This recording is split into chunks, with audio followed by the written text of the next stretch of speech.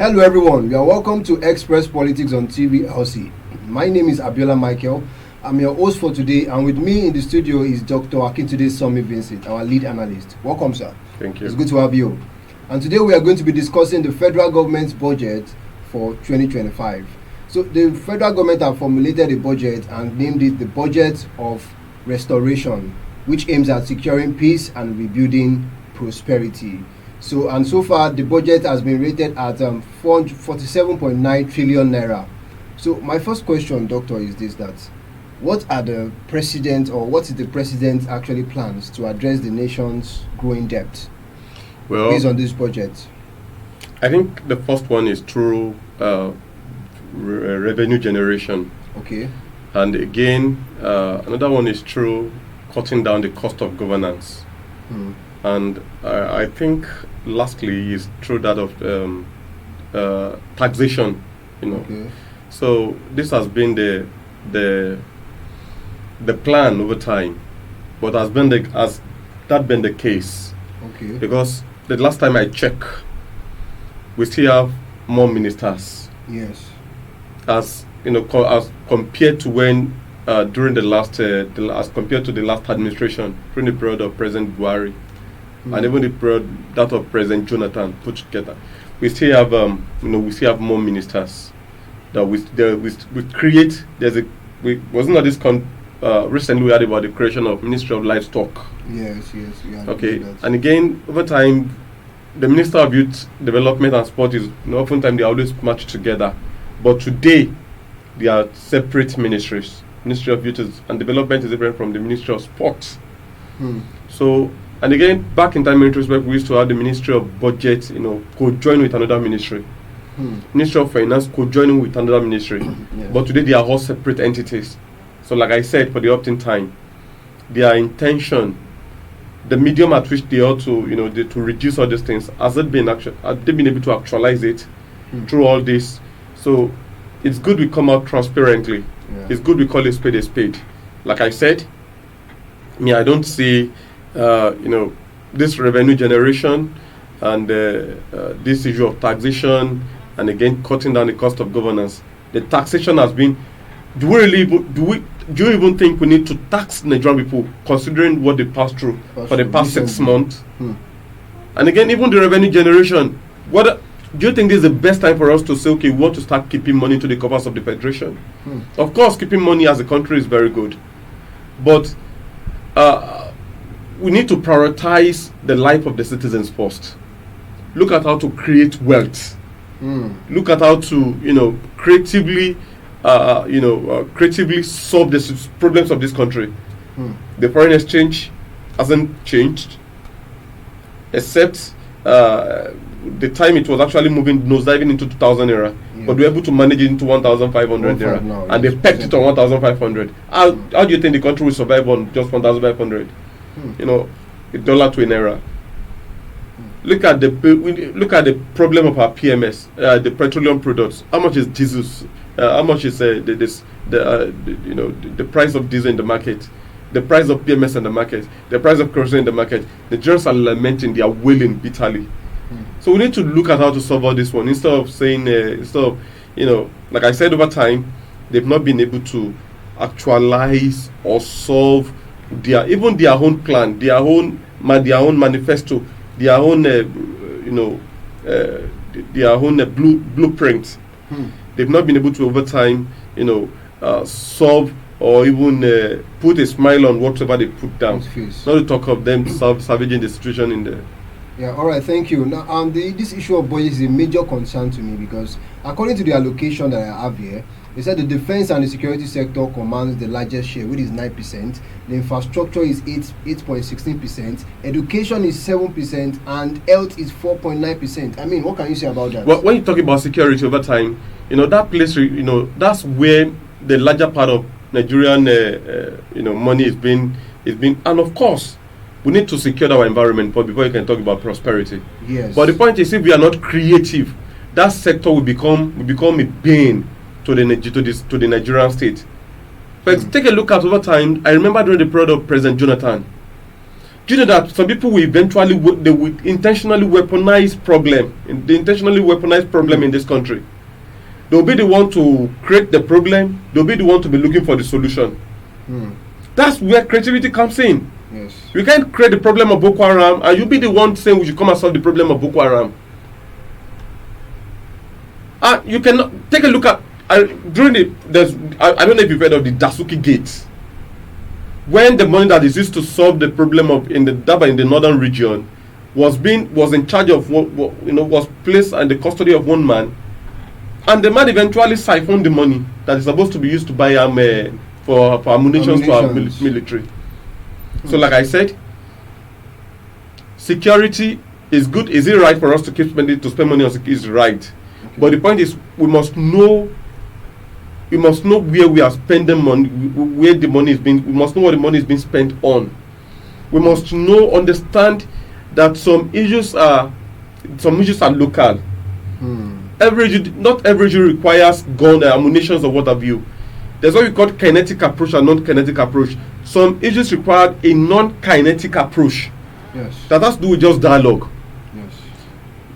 Some people, in short, just call their kings to order that I don't want any problem in this part of the. If any problem suffice, that'll be in short, forget about your throne.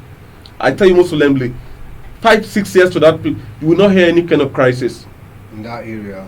But because now some people believe that one of the ways to make money now is to create problem, to enhance problem, to support crisis. And when that is done, then you can talk to the government. Government can pump in a whole lot of money into the hands of the individuals. And before you know it, we keep wasting our resources at the detriment of average Nigerians. We are supposed to spend more money on education. Education, yes. We are supposed to spend more money on health care. We are supposed to spend more money on economy. That's what you're supposed to spend money on Ministry of Agriculture. You're supposed to spend more money on wealth creation. You see, but issue all this. Look at our problem over time. Are we fighting war with anybody? Are we fighting war with another country? They are all internet crisis. Internet crisis here and there, and we keep spending most of the larger part of our money on that particular area. Yes. So the earlier we understand this, the better. If we cannot tell ourselves the truth. That see, this is this country. If you know you are not Nigeria, perhaps you can disintegrate, you can go your way. Instead of the money I'm supposed to use to take care of the citizen, I'm using it to take care of the problem you are creating. Who does that? The government must open their eyes and. Yeah, like I said, it's not about the issue of security alone. Okay. Like security is very paramount, but we cannot afford to continue, spending lavishing money on internet crisis. Crisis that we ought to ordinarily solve on a round table. They want to keep pumping money, making a budgetary allocation to a problem we can always solve on the round table. When we have other areas where the money could actually be pushed to, like the issue of infrastructural facilities. No Bible. Take a look at. I once said on this program that Switzerland is known for banking. India is known for the pharmaceutical hub of the world. Why, when you talk about the US or the Germany, you're talking about technology, like they put likes of Volkswagen, the Toyota. They are all foreign companies. Yes. And we keep. We cannot afford to become a dumping ground. We have to start thinking of how we can export to other nations. So instead of pumping money, making a budgetary allocation for security that are self-inflicted, self-cost crisis, why not we could actually pump the money into other areas? So like I said, look at the education is 7%, and you made mention of the total amount is 40s. How many trillion? 47.9. It's not like, in short, there is a kind of they send it back to the house. It's not 50 something. It will not be approved yet. It will not be approved. No, we have close to something. Okay, trillion. But my major concern is the percentage of children that are out of school. From 2023, we had a 15%, percentage. In 2024, it's 25.6%. So in 2025, it's going to skyrocket. Why is it that way? No, when you look at the out of school children, like I said, this is a problem that. To fail to plan is to continue to plan to fail. Okay. Take a look at, you said education. How many percent? 7%. How would that, cater for the out of school mean- children? When we are talking about, when we are pumping all our money on, solving problems that we create ourselves, using our money to pay salaries, borrowing money to pay salaries. Manufacturing is still very much abysmally low. Production is terribly low. We are not, we are not doing. I mean, what we are doing is nothing. It's more or less like, you cannot even account for what you're doing. So, like I said, it's going to, when you talk about the out of school children, Yes. it still boils down to proper planning. We have to hop our games. It's not 7% we do nothing. To do nothing. Till date, ASU, look at our university, where we have faculty of engineering. Most of our universities through so many pothole within our university environment. How many this thing are we pushing? Production centers are pushing our university. Ordinary Madagascar here, they are trying to create a vaccine for coronavirus. Yes. We in Nigeria, the giant of Africa, we are not even saying anything About it. Okay, what have we over time? What have we produced? Our students, what have they produced over time? It's only when we produce computer graduates who cannot even build computers, and they eventually come out with first class. Okay, we have agricultural students who are vying for jobs in the banks. Agricultural, students who ordinarily, in short, even their curriculum is we are supposed to be pushing. We are not pushing the curriculum. Everybody wants to become white collar jobs now. Even the lawyers are more than thieves. Lawyers are becoming they are more than criminals. Take a look at our medical terrain, our medical environment. Our doctors, we are currently witnessing the brain drain. Nigeria, we only train them, Yes. produce them, and they go and be useful in another country. Who does that? How do you improve like that when you fail to do the needful in your country? When you fail to harness the resources you have within your environment. Yes. So, like I said, these are all self-incurred problem, and it's becoming a self-inflicted pain. So the earlier we realize this, because most of our issues, they have to do with our mental capacity. They have to do with our psychological disposition, our mental nature. We have to change our mentality. We have to. I'm talking about the leadership. Okay. Because it takes creativity to lead. A leader that cannot think outside the box will eventually put the country set the country in a chaos and anarchy, and God forbid, doom. Just like I said, take a look at our situation in this country. Our doctors, how on earth are you going to hand over the teaching hospital to ordinary, to mere doctor? When your consultants, you cannot even boast of 5% consultants in this country. All of them have all gone. They've gone. Yes. Take a look at our university. Look at our universities. This is a country that will train, that will produce. Do you know what it takes to produce a professor? How on earth are you going to hand over the university to ordinary graduate assistants, or to maybe lecturer one? Your professors are all living. Doctors are living. Engineers are living. Because we fail to prioritize all that needs to be prioritized. Yes. Pumping money into areas that ordinarily we could always solve on the roundtable discussion. Like I said, we are supposed to pump money on healthcare, pump money on infrastructural facilities. Look at our train. Virtually in most of the villages and towns in Western country, they all have a train link up. Here you cannot even say it's only from. You can always mention where the trains are, the rail lines. You can always boost of Ibadan to Lagos, from maybe I don't know to. That's the only one I can even say. I know maybe there's one to Kaduna. What is wrong with us having a link up from Ibadan from all over the country? From the north there must be a train link up to the south. From the west there must be a train link up to the east. That's the way it should be. We open up the nation. We have oceans. We are supposed to open up our sea for transportation. People will use canoe. This is another way to generate money. But we're not talking about generating money in that regard. We keep talking about generating money by taxing people. Taxing people that are hungry. How you taxing them? Taxing them for what? So like I said, there are a whole lot of misplaced priorities in this country. And that is really telling on our people. All right, thank you, Doctor, and you have spoken very, very well. On the final note, I want you to just speak briefly on how we can actually how this budget allocation can actually address the issue of poverty in our nation. Now, according to the statistics I have here, in 2023, we had that the poverty has increased, the population of poverty, the proportion of people which are in poverty increased by 39%, while in 2024 it increased by 40.7%.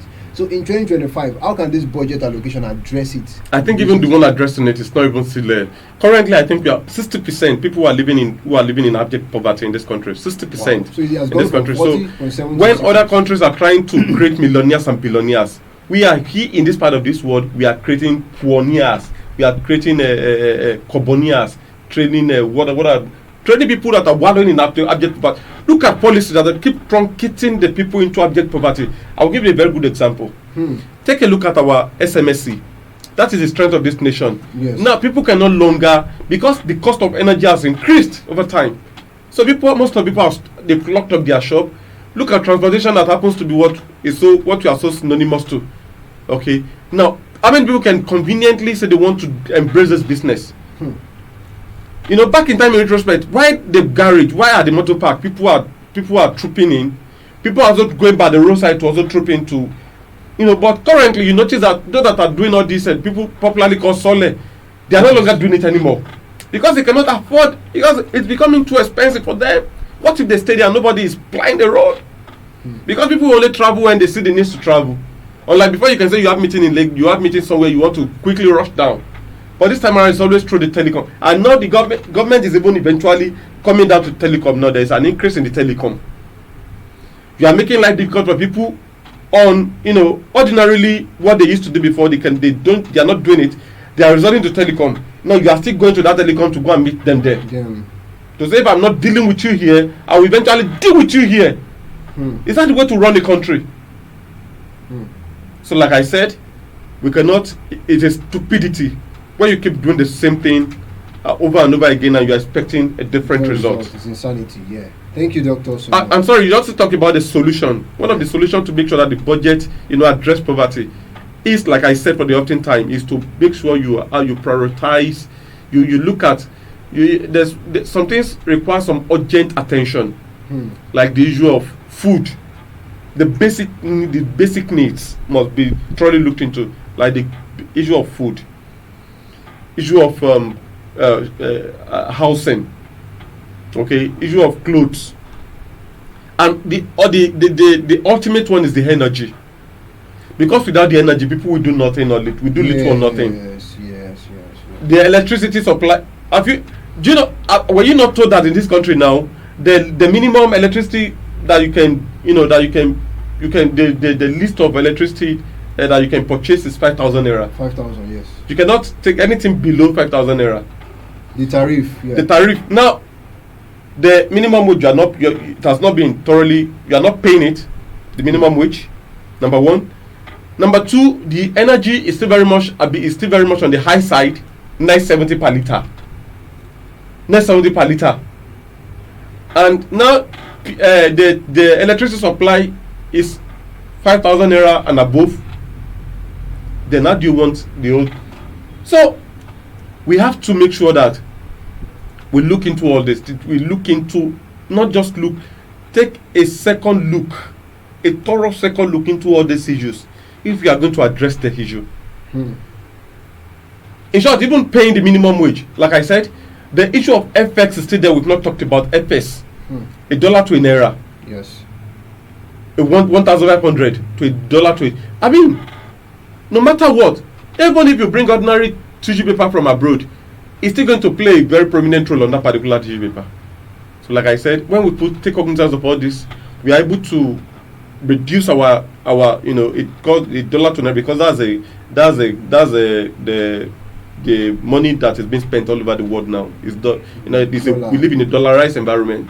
I think if we reduce the FX to a barest minimal level, then and again we have what's it called, the issue of employment too. Yeah. We take it very serious. Like I said, we have to get our priority correctly. You said we have to address more. Should be more creative as well. We have to create wealth for the people. When we are able to do this, we are looking at the problem on how to make the budget so that the budget will address poverty. And I talked about Yeah, initiatives can be created as Yes, well. yes, to create Correct. to that will address the issue of poverty. But like I said, for the helping time, is that the whole work lies on the table of the leadership.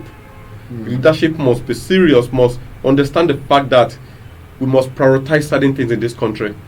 The issue of food, the empty stomach is the hungry man is an hungry man. Yes, an hungry man is an hungry Yeah, man. so when you have to prioritize food, you also have to look at the issue of energy. I talked about energy too. Energy, Yes, I yes. was just about coming to that.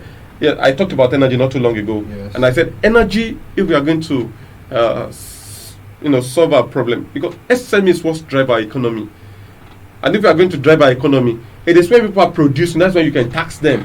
If they are not producing anything, you cannot tax the way you're taxing them will be an effort in futility. So when we are able to put all these things, we are able to take cognizance of. Just imagine today, PMS is 500 naira.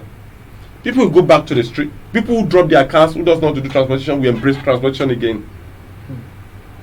People who locked up their shop, they will go back to their shops. People who ordinarily want to do little. For example, even you as a car owner, you limit your movement on daily basis. If you are supposed to cover a wider coverage because of the cost of energy, you are going to reduce it. So, but when you have enough PMS, you are able to, and it is affordable, it is also available, then you are able to cover a wider ground. And the wider ground, the more you get, not just covering it in a kind of uncreative manner. Creatively, you are able to make more money into your purse, and you are able to, laugh to the gallery. You are able to, laugh to your homes. Everybody laugh to their various homes. Yes. That's when you can say your take home is able to take you near home. I love that. Thank you so much, Doctor. You have really done justice to the budget, the FG's budget for 2025. All right, viewers, this is where we are going to draw the curtains today. I hope by learning from the challenges of 2024, the government should prioritize strategic investment in our infrastructure, in our education, in our every area that has to do with our health, just like you said, and also make sure there is a balanced approach in long term to the needs of the people, because the people really matter in this. So thank you, Doctor, for having us on the show, and till next time, viewers, I remain your humble host, Abiola Michael. Bye for now.